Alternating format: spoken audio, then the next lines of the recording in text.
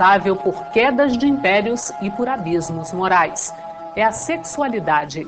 Para tratar desse tema delicado, nós convidamos o médico Alberto Almeida. O sexo, na perspectiva do espiritismo, ele traduz uma potencialidade do ser que transcende a dimensão biológica propriamente dita. E ainda, livros, o Evangelho no Ar e uma reportagem sobre o ficar, a prática adolescente de trocar carícias sem compromisso. Tudo isso daqui a pouco. Nós já voltamos.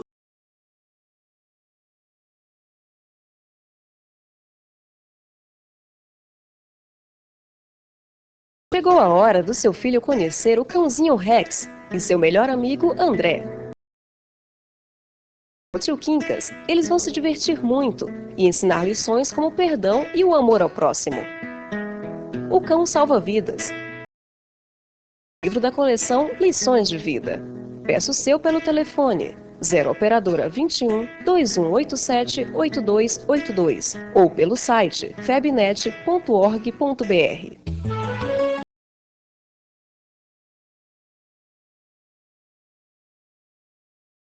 Desde a década de 90, surgiu entre os adolescentes um novo termo: ficar.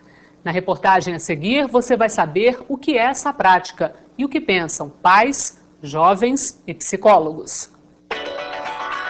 Nas festas de adolescentes e jovens, todo mundo quer ficar. Os pais se assustam, a garotada adora. Mas o que é ficar? Ficar é uma coisa sem compromisso. Ficar é você não ter um relacionamento a sério. Você fica com uma pessoa hoje e amanhã você pode ficar com outra. Se rolar aquele clima, rolou assim, mas se no outro dia assim eu ver ela, eu não, assim, eu trato ela como uma amiga. Para a maioria dos garotos, a prática é inocente. Mas para os pais, não é bem assim. Antigamente era mais preso tudo, hoje está tudo liberal, as crianças não querem saber de nada. Eu acho que se não houver freio, não chego a falar de promiscuidade, mas de levar o jovem a achar que se ele beijou hoje, amanhã ele pode fazer outra coisa. A multiplicidade de parceiros informais, mesmo que em simples beijinhos, poderia ser um treinamento para um futuro comportamento menos rígido com relação a valores como fidelidade, monogamia. O ficar é um comportamento que está incentivando o pouco compromisso com a outra pessoa, o pouco cuidado com a outra pessoa. Quando nós pensamos em relacionamentos afetivos maduros, vamos estar efetivamente buscando o quê? Que uma pessoa se interesse e busque cuidar da outra, porque amar envolve cuidar. O ficar, onde não existe esse tipo de preocupação, pode levar a relacionamentos afetivos no futuro muito fugazes, consumistas, em que as pessoas, diante das menores dificuldades, possam estar evadindo-se, não apenas daquela relação, mas buscando outra pessoa para complementar aquela relação, outro parceiro, como se aquele relacionamento momentâneo somente valesse aquilo que está sendo vivido naquele instante, e não um relacionamento mais construtivo do dia a dia. O espírito Manuel Filomeno de Miranda afirma que desde o final da década de 50, espíritos muito comprometidos na área sexual vêm reencarnando na Terra a fim de se reajustarem. Teriam sido eles os principais responsáveis pela explosão de sensualidade e descompromisso em nossos dias. Por isso, calma. Os grandes amores são encontrados em olhares, conversas, sorrisos que podem demorar dias, semanas e até meses. Não precisa ter pressa. A gente passou um ano, mas como amigos próximos. E depois a gente começou a gostar um do outro, só quando teve certeza que ele gostava de mim, que eu gostava dele, que a gente ficou junto. Já faz 4 anos que a gente...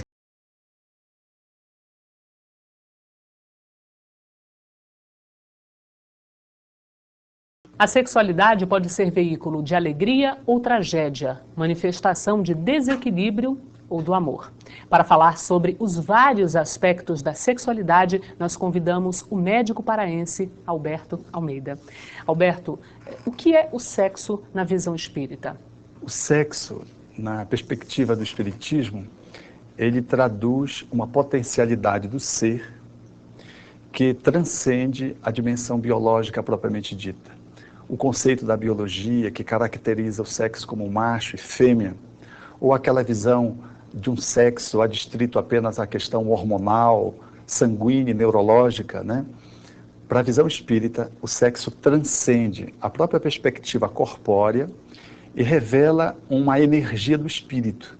É uma possibilidade que vem da alma e que se expressa através do corpo perispiritual, do corpo espiritual, e se exterioriza através do corpo, numa engrenagem que envolve o cérebro, envolve as glândulas, envolve todo o sistema sanguíneo e que se genitaliza numa determinada perspectiva, objetivando, fundamentando então o processo reprodutivo. Mas a sexualidade é mais, portanto, do que um encaixe genitálico reprodutivo. É uma energia do ser. Significa, então, que para o Espiritismo, o sexo com amor, com uma pessoa que você gosta, que você ama, tem um significado, ou o sexo numa situação adversa, como, por exemplo, no caso de um estupro, tem uma outra conotação? Evidentemente que a sexualidade, a forma como se coloca, como você expressa essa sexualidade, vai permitir que você experimente uma funcionalidade ou uma disfuncionalidade. Sexualidade, quando norteada por valores éticos, quando ela é bem calcada dentro de princípios morais, ela é exercida dentro de um enquadramento de equilíbrio, de harmonia, ensejando não só a reprodução, bem como a troca de energia entre os parceiros que se relacionam no relacionamento afetivo, assim como uma dinâmica de poder estar trabalhando essa energia fora do contexto conjugal, sexual, propriamente dito, para estar canalizando essa energia para outras formas de encaixe na vida. Então, não dá para separar, por exemplo, a energia sexual do trabalho, a energia sexual do lazer, a energia sexual das atividades domésticas. Então, a energia sexual é uma energia criativa. E como energia criativa, ela pode, se bem trabalhada, se harmonicamente posta, ela traz equilíbrio e propicia, desde a reprodução, até mobiliza o ser humano nas atividades nobres, no campo do bem, da cultura, da assistência, da sua própria religiosidade. Agora, quando disfuncional, ela gera sofrimento, gera problema. Quando ela é exercida desconectada da amorosidade, ela fica o sexo pelo sexo. E dentro das disfuncionalidades maiores, aí ela assume essa postura do estupro, das posturas sadomasoquistas. Alberto, tem uma pergunta aqui que foi feita por Rui Donini Antunes, ele é de São Paulo, uma pergunta feita por e-mail. E ele diz o seguinte: já ouvi várias vezes que ninguém é pai, mãe ou filho por acaso. Como então atribuir uma casualidade ou um planejamento prévio a nascimentos decorrentes de uniões fortuitas, estupros ou gestações não desejadas? A lei da reencarnação, que se efetiva através da sexualidade, ela pode obedecer um planejamento prévio, bem como ela pode estar desalinhada de uma programação e ser operada dentro do automatismo da lei da própria reencarnação. Algumas situações muito pontuais de estupro seguida de renascimento, portanto de gravidez com a possibilidade do renascimento, ela não surge por acaso. É uma violência, é um crime, o ser que está em curso nessa injunção, ele está subordinado à lei de causa e efeito. E não surge uma gravidez dentro desse cenário por causalidade divina. Há, portanto, um espírito que se vale daquela possibilidade extremamente difícil e renasce. Renasce dentro de uma situação extremamente constrangedora para um espírito que está na condição de mãe, que vai passar por esse processo, experimentando, portanto, uma gravidez nessa fisionomia profundamente delicada. O Espírito Joana de Anjos chega mesmo a dizer que essas gravidezes, quando surgem aceitas, elas quase sempre se transformam em florações de bênçãos sobre a cruz de agonia dos corações maternais que se esfacelam, porque de todas as violências ao estupro, ela é uma das mais dramáticas. A própria lei, ela legaliza o abortamento quando é resultado de estupro. Mas a visão espírita, ela transcende e mostra que depois que esse ser nasce, quase sempre há uma vitória sobre essa dor que se afirma à medida que a criança vai crescendo para aquela mãe que experimenta aquela faixa, sobretudo da gravidez, muito dolorosa, muito difícil. Acho que só uma visão reencarnacionista e com uma ética espírita é possível acolher uma dor desse tamanho. Alberto, o espírito tem sexo? Ele é um espírito homem ou um espírito mulher? Allan Kardec feriu essa questão na base da doutrina espírita, em O Livro dos Espíritos, na questão número 200, quando ele fez exatamente essa questão. Há sexo, se referindo aos espíritos. E a resposta dos espíritos foi muito interessante. Eles disseram, não como entendeis, porque para isso seria necessário um organismo, uma organização. Há entre eles, entretanto, amor e simpatia baseado na concordância dos sentimentos. Então o espírito, a bem da verdade, não é homem nem mulher, ele é espírito. Ele se corporifica homem ou mulher e detém a energia, a polaridade sexual intrinsecamente. E por isso ele pode reencarnar como homem e como mulher. O espírito, entretanto, ele transcende a masculinidade e a feminilidade, o que lhe enseja, portanto, transitar numa polaridade e outra. E ele vai ganhando, reencarnando num sexo e no outro, integrando essas duas polaridades sexuais. Se a gente pensar em Jesus, por exemplo, nós não pensamos em Jesus num homem machão, nós pensamos num ser que ele mistura os valores da feminilidade, da masculinidade, ao mesmo tempo que ele é enérgico, viril, ele é de uma docilidade feminil que chama a atenção. Ele consegue conjugar as duas polaridades sexuais no nível superior. Penso que a humanidade caminha nessa direção através das diversas encarnações. Dá para saber hoje se teremos sexo no futuro? A sexualidade, ela vai ganhando refinamento à medida que avançamos. Apesar de tudo que se vê hoje. E a lei da reprodução, ela está posta. Penso que a proporção que o ser vai avançando, conforme os espíritos assinalam, notadamente o espírito Emmanuel, através de Francisco Cândido Xavier, mostrando que nas hordas primitivas, no estado mais tribal, nós exercíamos uma sexualidade muito poligâmica, sem definição da família, né? Sem eleição de uma parceira e de um parceiro. Nós fomos caminhando nessa direção e fomos compondo a família. Aos poucos estamos transitando para a monogamia que vai se afirmando socialmente, culturalmente no mundo, né? E a sexualidade, ela vai ganhando espaços de ser apenas um impulso, uma pulsão, como propõe a psicologia da libido, para ser algo que faz parte do ser, que precisa estar integrado à emoção, que precisa estar integrado à razão, que precisa estar integrado à ética, que precisa estar alinhado com a espiritualidade. Então, uma sexualidade que está dentro dessa formatação, ela vai ganhando cores que nos distanciam da animalidade e nos aproximam da espiritualidade. Roberto, nós vamos fazer um rápido intervalo e, na sequência, nós vamos continuar discutindo outros aspectos da sexualidade. Até já.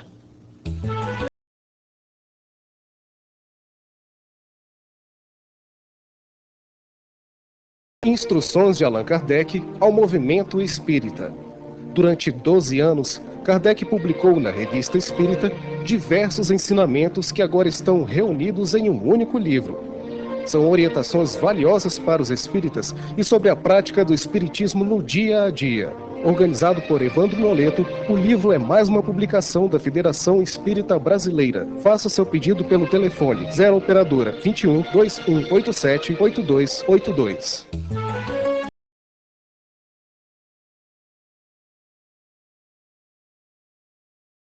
Vamos para a segunda parte da entrevista sobre sexualidade. O meu convidado é o médico paraense Alberto Almeida. Alberto, há ainda uma visão que liga muito sexo e pecado. Isso ainda persiste hoje? Penso que nós vivemos um momento de transição, onde tínhamos uma percepção de uma sexualidade, de uma visão dogmática, teológica, que igualava o sexo a pecado, deveria ser perseguido, algo demoníaco, que deveria ser rejeitado, sujo. E depois, notadamente no final do século passado, portanto, década de 70 em diante, com o advento da popularização da psicologia, da visão psicológica, eu acho que se conseguiu romper esses tabus e a sociedade então ganhou um novo espaço para analisar a sexualidade. E aí nós caminhamos num outro direcionamento e talvez polarizamos no sentido oposto.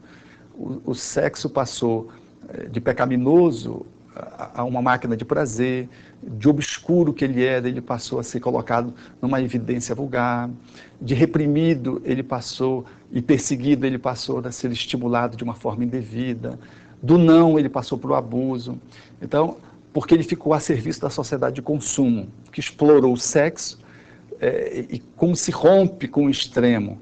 Quando se rompe com alguma coisa que está muito polarizada, a tendência é ir para outra polarização. Então nós vivemos hoje um momento de escrachamento dessa ruptura do sexo tabu com a presença de uma visão de uma sexualidade que está posta quase que como uma iguaria que você deve consumir a cada esquina. E há consequências espirituais para esse tipo de situação? Naturalmente, porque as nossas conexões espirituais, elas se fazem em função das nossas escolhas. E quando a sociedade ela estimula muito a sexualidade, ela sexualiza e genitaliza, porque o sexo que é posto, ele está muito genitalizado, é um sexo da cintura para baixo. É um sexo que explora o erotismo apenas no sentido do prazer, e de um prazer que se inclina à pornofonia, à pornografia. Então, esse sexo, ele abre espaços no psiquismo do ser que aciona esse inconsciente do ser e, de alguma forma, mobiliza lembranças internas que se afloram, que são estimuladas, e o ser faz conexões espirituais desse mesmo nível, o que estimula, às vezes, atitudes trágicas, né? Violências sexuais, abusos, que se dão graças a essa superestimulação da sexualidade, desenquadrada de uma perspectiva mais global, mais inteira, não um sexo como fazendo parte da vida, como meio, mas o sexo como fim, um sexo como alguma coisa descartável. Você falava há pouco sobre o sexo como uma espécie de mercadoria, e nós temos uma pergunta aqui da Thalita, uma pergunta feita por e-mail, ela não diz de onde. Ela diz o seguinte: gostaria de saber como a doutrina espírita vê a prostituição, mesmo que em caso de necessidade financeira. A prostituição, não acredito que uma pessoa possa experimentar a felicidade vivendo a prostituição. A situação, a contingência financeira, ela revela mais esse corte de natureza social que inclina as pessoas para, como estratégia de sobrevivência, comercializar o sexo. E isso é uma estratégia, eu acho que isso aí é uma marca nossa ainda social. Ao lado disso, entretanto, tem a prostituição, que não está comercializada enquanto profissão, mas que existe quando da juventude, dos adultos, onde hoje nós vivemos um momento de muita carência, de muita solidão, de muito abandono. Então tem os garotos acompanhantes, as garotas acompanhantes, né? Surgem os garotos de programas, as mulheres de programas. E surge também, num dado momento, as modas. Então, às vezes, a sexualidade em grupo, especialmente nos jovens, né? As boates que tem um espaço escuro, onde você entra naquele espaço, dentro da boate, e ali você encontra qualquer pessoa de qualquer sexo, estabelece conexões físicas, sem saber com quem você está se relacionando. Penso que esse inclinamento, ele fala de uma falência da amorosidade, do sentimento. Eu acho que as pessoas procuram a si mesma, elas se procuram, e a prostituição, seja profissionalizada ou não, ela vem ocupando esse vazio pateticamente, porque isso não dá conta de atender essa sede humana, o que determina aí mais angústia, mais depressão, mais doenças psiquiátricas, né? Mais dramas passionais. Então eu penso que nós vivemos um momento delicado do ponto de vista da sexualidade, que está super exposta. Qualquer produto você, para vender, tem que acionar alguém dentro de um encaixe naturalmente de natureza erótica para vender o produto. Como nós vivemos uma repressão muito grande, houve essa liberação, então há um processo deseducativo, a não informação e a não formação. Os princípios, eles estão muito escassos para orientar as pessoas. Então a prostituição, com todo o seu cortejo de consequências que advém dessa prática, ela não só se manifesta trazendo prejuízos sociais, mas ela traz prejuízos emocionais, prejuízos espirituais. As doenças sexualmente transmissíveis, elas se alastram, né, por conta desse tipo de postura. Só para nós concluirmos a entrevista, o sexo dispensa amor? Ele pode ser ético, construtivo, com afinidade, mas sem amor? Quando ele é ético, construtivo, produtivo, harmonioso, ele já está refletindo as características amorosas. O sexo pelo sexo, ele é precário, porque ele é apenas um impulso que você tenta atender à sede de alguém com água salgada. O sexo, entretanto, quando está posto no contexto da vida, mediado pelo amor, ele alcança a sua finalidade e se transforma, portanto, no objetivo para o qual ele existe. A energia sexual, os espíritos dizem, ela está a serviço da felicidade do homem, de uma forma bastante abrangente. O que se deve pensar é como eu estou fazendo uso dessa energia, com quem e para quê. Porque essa energia, o uso dessa energia, ela está subordinada à lei de causa e efeito. Logo, se eu estou vivendo a amorização, e se o sexo ele é responsável, ele fica a serviço não só do ser, mas do outro, bem como ele fica a serviço da humanidade, porque ele está posto em toda a ação do homem de uma forma construtiva, harmoniosa, seja quando ele está conjugado, seja ele vivendo a ausência da cópula, da vinculação sexual, porque ele mantém essa energia, ele polariza essa energia para outras formas criativas, como fez Jesus, porque usava a sua energia sexual orientada para a sua capacidade de amar e transformou a humanidade num grande espaço de vida por tudo quanto ele construiu com a sua energia criativa amorosa. Roberto, muito obrigada pela sua entrevista.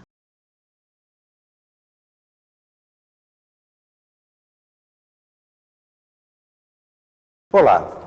A literatura espírita sobre a sexualidade é bastante vasta. Do tempo de Allan Kardec até os nossos dias, os espíritos deram diversas orientações sobre a energia sexual e os modos de vivenciá-la com sabedoria e objetivos felizes. Temas como sexo dos espíritos, aborto e lei de reprodução, você encontra em O Livro dos Espíritos. As consequências do sexo desequilibrado são o tema do romance Sexo e Destino, ditado pelo espírito André Luiz ao médium Chico Xavier. Em Sexo e Obsessão, o espírito Manuel Filomeno de Miranda explica a razão espiritual da fixação coletiva em torno do sexo. E no livro Vida e Sexo, também psicografado por Chico Xavier, o espírito Emmanuel convida a diversas reflexões sobre temas ligados à sexualidade. São abordagens novas, profundas e que nos mostram que a visão espírita do sexo nada tem de preconceituosa. Ao contrário, é cheia de plenitude e harmonia. No próximo bloco, o Espiritismo responde e Edwin Bravo, da Guatemala, no quadro Evangelho no Ar.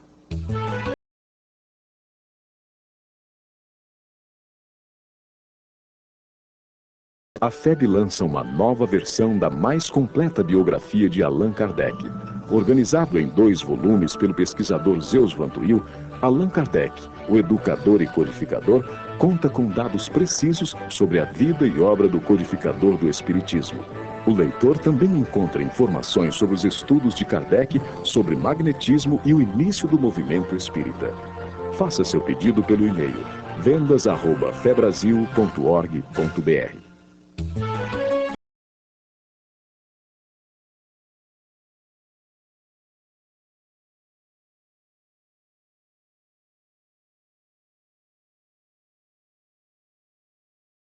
Olá! O Ivan dos Santos Ferreira nos envia da cidade de Lavras, em Minas Gerais, a seguinte questão: quais os malefícios que a pornografia nos causa quando fazemos uso dela? E quais os fatores espirituais que interferem neste processo? Caro Ivan, a pornografia, caracterizada como um estímulo externo aos nossos elementos, às vezes visuais, a estímulos no campo da sexualidade, que nos vêm através de visões, através de imaginações, como qualquer outro tipo de viciação, causa no indivíduo uma dependência psicológica, porque este passa a acostumar-se com a natureza dos estímulos para ter uma resposta adequada. A sexualidade, como um princípio natural estabelecido no homem, para que ele dê continuidade ao seu processo de perpetuação da espécie de um lado, e como estímulo para, no relacionamento entre os casais, termos a naturalidade do convívio afetivo que se manifesta também na sexualidade, recebe na pornografia uma distorção, porque nos faz entrar por um universo de estímulos que nos são estranhos.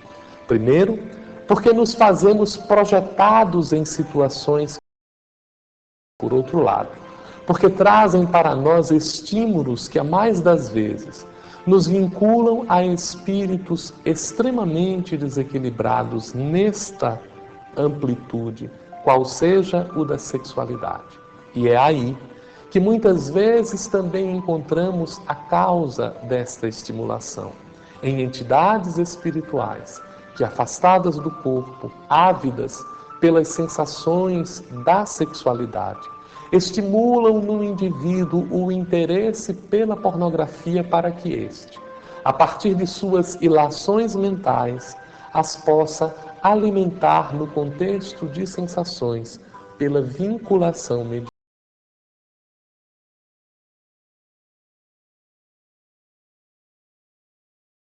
Amarás al Señor tu Dios de todo tu corazón, de toda tu alma y de todo tu espíritu. Ese es el mayor y primer mandamiento. Y aquí está el segundo, que es semejante al primero: amarás a tu prójimo como a ti mismo. Toda la ley y todos los profetas se hallan contenidos en estos dos mandamientos. Amar a Dios es una de las cosas más profundas que los espíritus debemos de hacer. Mas amar a nuestro prójimo lleva consigo hacer las dos actitudes. No podemos solo amar a Dios ni solo amar al hombre. Tiene que ser de la misma manera. Eso en la doctrina kardeciana está muy bien establecido y que es la brújula de todos nosotros los que amamos esta bella doctrina. Es sobre la caridad y sin la caridad no hay salvación. Tenemos que trabajar en todos los lugares del mundo, en todos los idiomas, bajo esta bandera que hará realmente el éxito de nuestra doutrina. O programa de hoje está terminando. Se você quiser fazer perguntas ou dar sugestões, escreva para nós. O endereço é tv@febnet.org.br. Tenha uma semana de felicidade e muita paz.